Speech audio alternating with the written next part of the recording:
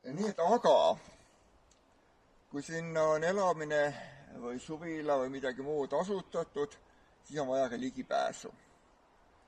Ja sel liivasel maal ligipääsuga on natukene keerukas, sest see liiv on, alati ei kanna.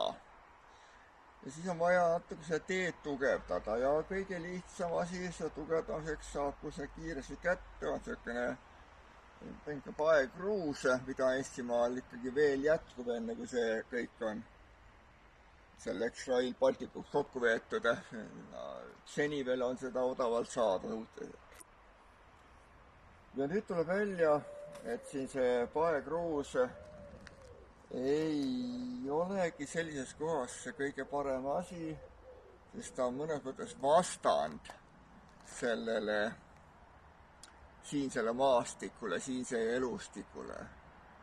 See liivane maa on happeline, tugevalt happeline maa, aga see on neutraalne või lubjarikas neutraalne, võib-olla isegi veidi aluseline vahetevahel, et ta on täielik vastand. Ja selle tulemusena see lubi hakkab siit tasapisi liikuma ja siin tee ääres on näha, juba natuke varasemast ajast, kui see viimane sillutis on toodud, siin on juba jõudnud sellised tavalised niidutaimed, raudrohi ja orasheina ja teelehte ja ristikut ja seal on ka nurmikat tagapool.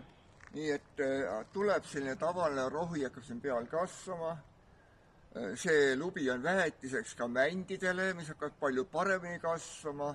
Selline valgusküllane männik kasvab tasapisi tihedamaks ja tunduvalt umbsemaks ja sinna alla võivad ka hakata ennast hästi tundma kuused. Nii et põhimõtteliselt seesama kruusatee, paekruusane tee on see, mis hakkab hävitama seda kohta, kuhu te endale juurdepääsu rajasite. Ja alternatiivina on siin natuke kallim lahendus, see on siis graniitkruus, selline graniitkillustik. Nii et jah, sellega sellist mõju ei ole. See ei lupja siin, ei neutraliseeri seda pinnast. Aga jah, see on tublisti kallim.